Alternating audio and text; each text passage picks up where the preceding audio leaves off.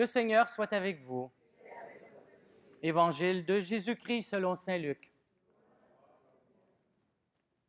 Jésus dit une parabole pour certains hommes qui étaient convaincus d'être justes et qui méprisaient tous les autres.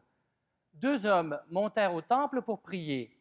L'un était pharisien et l'autre publicain.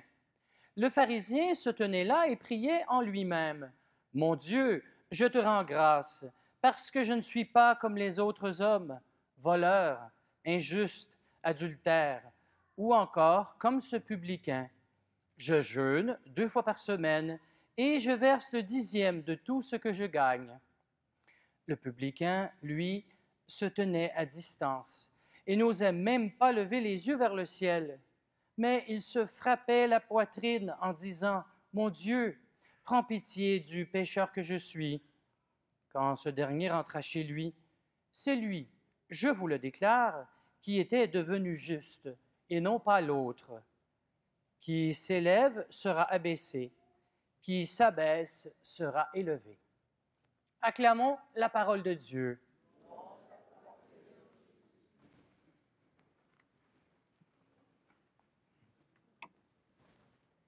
Ai-je vécu une bonne vie?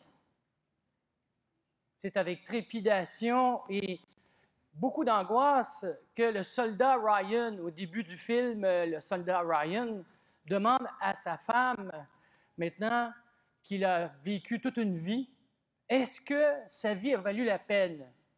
Et le reste du film, ce film de Spielberg bien connu, nous savons ce qui arrive. Nous savons à quel prix sa vie a été gagnée par plusieurs personnes héroïques durant la Deuxième Guerre mondiale. Et donc, on avait décidé de le sauver, si vous vous rappelez de la trame narrative de ce film, parce que ses 4 autres frères étaient décédés au front et que le commandement général de l'armée américaine avait décidé qu'on ne pouvait pas enlever ce 5e fils aux parents de jeunes fermiers au cœur du milieu des États-Unis. Et donc, on va sauver Ryan. Au début du film, on voit cet homme âgé qui dit « Ai-je vécu une bonne vie? » Aucun d'entre nous n'est épargné de cet examen de conscience au terme de notre existence. Je dirais même aux étapes clés de notre vie. Est-ce que je mène une bonne vie si on le met au présent? Déjà, de poser la question en ces termes signifie que nous avons que la réponse vient de quelqu'un d'autre. C'est très différent que de faire une affirmation. J'ai mené, je mène une bonne vie. Je n'ai pas tué, je n'ai pas triché, je n'ai pas commis d'adultère, j'ai pris mes responsabilités, je paye mes taxes, j'ai gardé mon travail, etc., etc., etc. La réponse à ce type d'auto-examen est fortement colorée par ce que nous valorisons et surtout ce qui est valorisé autour de nous dans la culture ambiante. Quand il est question de mesurer notre comportement ou notre performance dans la vie ou au travail, nous le faisons en nous comparant aux autres. Qui est le plus vite? Qui est la plus belle? Qui est le plus intelligent? Qui est le plus fin? Hein, cette manière de nous évaluer est basée sur la compétition et non pas sur la collaboration. Il s'agit de savoir qui est la meilleure ou le meilleur. Vous savez comme moi que c'est très difficile pour nous, comme chrétiens et comme chrétiennes, de ne pas faire la même chose lorsque nous arrivons à notre vie spirituelle. On procède donc de la même manière, avec les mêmes mesures.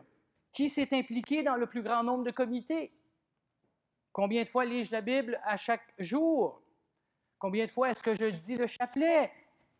Quel montant d'argent est-il élevé ou pas? Est-ce que je donne dans la dîme et ou aux pauvres? Nous entrons même dans des catégorisations qui sont beaucoup plus complexes.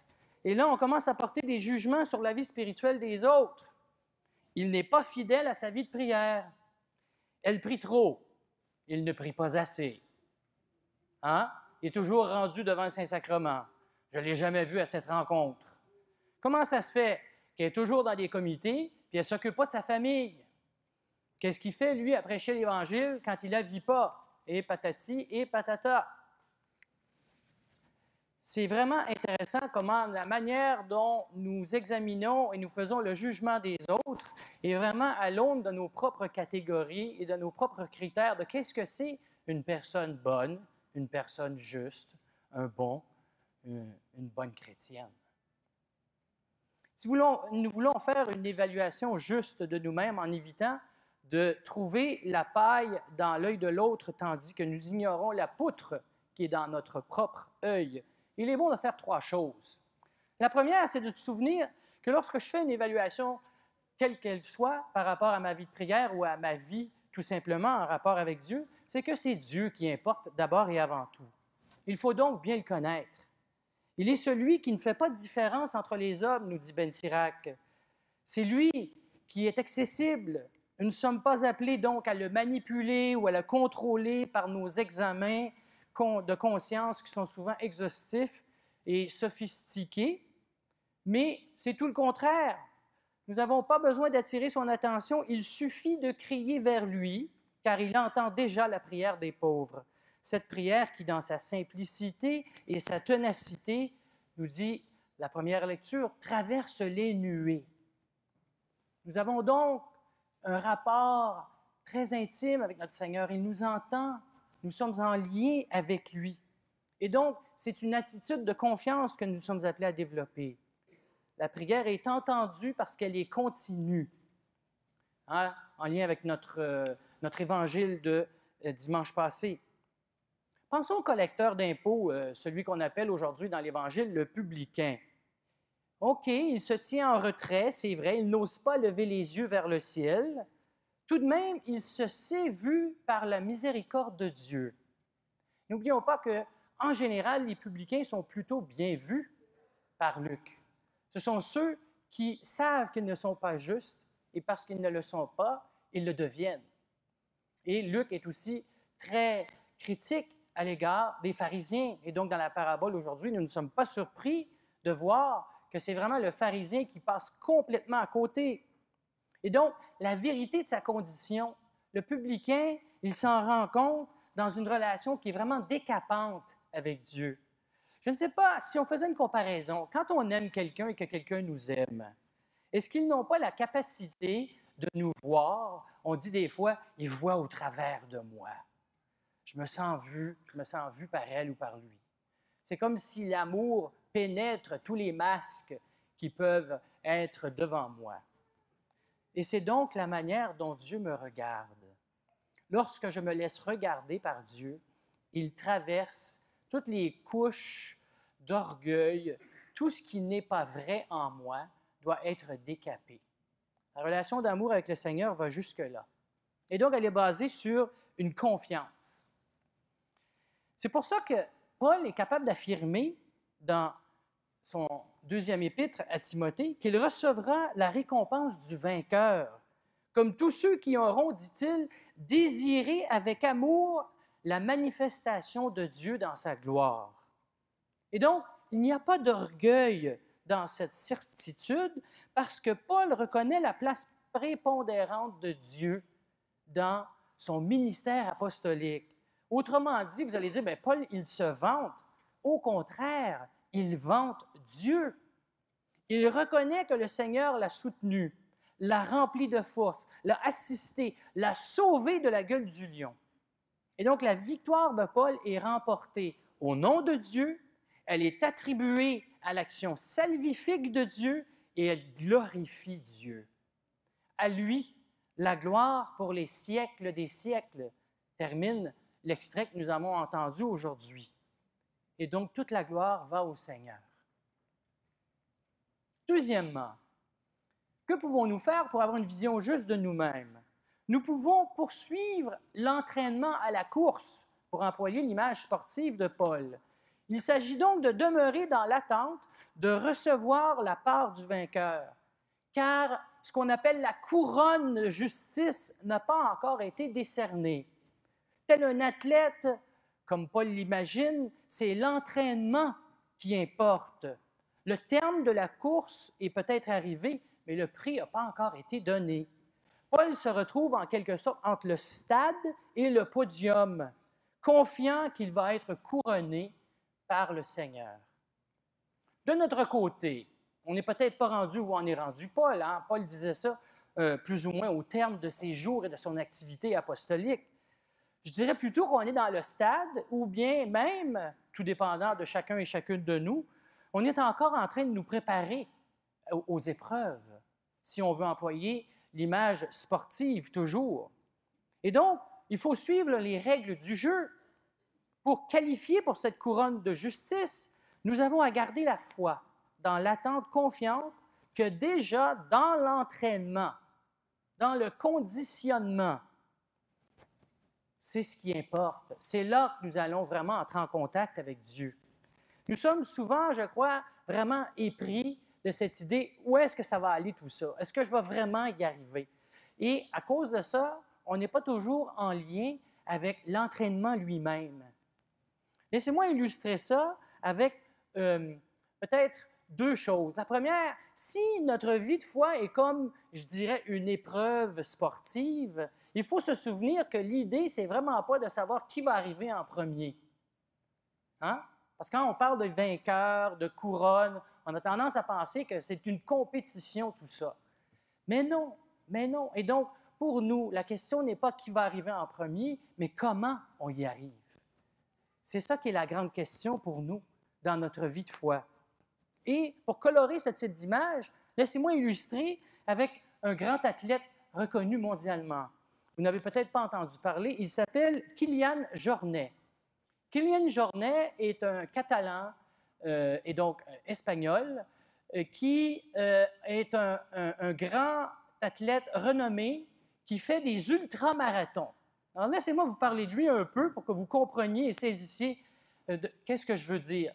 Ce jeune homme, lorsqu'il était petit, vivait dans des montagnes et donc son corps a commencé à s'habituer progressivement à vivre avec très peu d'oxygène. Il s'est entraîné dès un jeune âge à courir, à faire du ski, à monter, à descendre les montagnes. Et en faisant ça, son corps s'est tellement transformé qu'il n'a pas besoin de boire d'eau pour s'hydrater. Il y a une faculté physiologique que la plupart d'entre nous n'avons pas. Il peut refroidir son corps autrement qu'en buvant de l'eau. Alors imaginez quand il fait une épreuve, il n'a pas besoin de courir après un verre d'eau tout le temps. Et donc, sa capacité de s'oxygéner et son habilité à courir est tellement grande qu'il est obligé de participer non pas à des marathons, mais à des ultra-marathons. Et donc, à des performances auxquelles la plupart d'entre nous, même en forme physiquement, nous ne pourrions même pas penser participer. Et lui, la plupart de celles qu'il a faites, il les a tous gagnées. Vous allez dire, venez à votre but, Père. Soyez patiente, soyez patient. On lui a posé la question, mais écoutez, quand vous êtes dans la stratosphère des grands vainqueurs, élevés au-dessus de la mêlée comme ça, qu'est-ce qui est important pour vous? De quoi s'agit-il maintenant? Quel est le prochain prix, la prochaine course que vous allez faire? Bien, il dit, vous ne comprenez pas. Il dit, ce n'est pas gagner qui est important. Il dit, c'est de courir. En fait, ce qu'il a dit, il dit, tout ce qui importe, c'est de bouger. Tout ce qui importe, c'est de bouger. Et vous savez, lorsqu'il s'entraîne et qu'il est accompagné par d'autres super athlètes, lorsqu'il trouve qu'il s'en va trop vite, et là, je ne parle pas d'une course officielle, là, mais quand il va en avant et qu'il s'isole du reste du peloton qui est à l'arrière de lui, il ralentit et il les attend. Quelle belle image pour nous qui croyons que c'est le premier qui arrive qui remporte tout. Quelle belle image. Est-ce que vraiment on est dans une attitude d'entraînement où on est vraiment en train de regarder le paysage? Ou est-ce qu'on est tellement pris avec où on s'en va? Et la troisième chose, pour avoir une évaluation juste de nous-mêmes, c'est vraiment de ne pas se donner sa propre couronne. Et on est donc bon pour faire ça. Hein? Moi, je me suis mis une couronne sur la tête tellement souvent. Là, je fais une bonne homélie. Là j'arrive au souper là, dans le presbytère avec mes confrères. Là, puis là, je m'installe une belle couronne de justice. Tu es fantastique, Daniel. Quelle homélie extraordinaire! Hein? La parabole explique que le pharisien joue à Dieu lorsqu'il met sa propre couronne.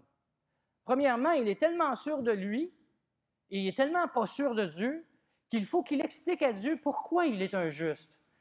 Essayez de remarquer en quoi c'est complètement ridicule. Imaginez, vous êtes en train de parler au juge et vous êtes en train de dire à Dieu, mais voici, je vais t'expliquer pourquoi je suis juste.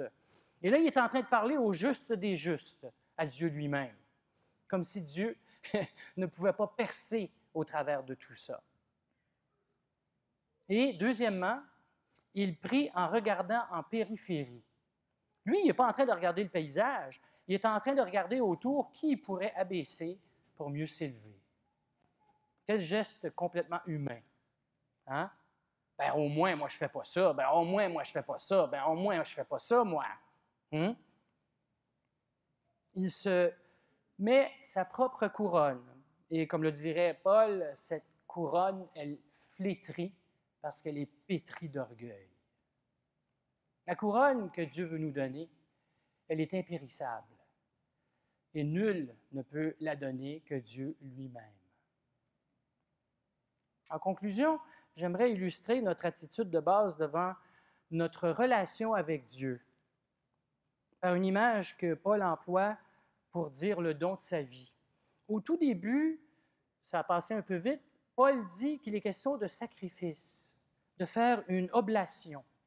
Les oblations du temps de Paul étaient faites de manière liquide. Hein? On aspergeait d'eau l'autel pour les sacrifices, ou même de sang des victimes qui étaient immolées dans le temple, dans la tradition de la religion juive. Lui, il fait une relation entre le don de sa vie et ce type d'immolation. Il dit, je m'asperge, je me donne en oblation et en sacrifice. Et je trouve ça intéressant, il commence avec ça. C'est la première chose qu'il dit avant de parler de son ministère et de Dieu qui l'a appuyé dans son ministère. Et donc, en fait, notre entraînement, c'est vraiment notre rigueur, notre discipline dans la foi. Ce n'est pas une prière lancée ici et là. Ce n'est pas le nombre de chapelets et ce n'est pas le montant versé dans la dîme qui détermine jusqu'à quel point je suis juste. Non, c'est jusqu'à quel point j'ai donné ma vie.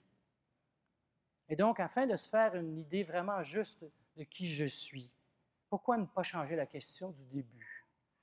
Au fond, ce n'est pas une question, est-ce que j'ai mené une bonne vie? Est-ce que je l'ai donnée?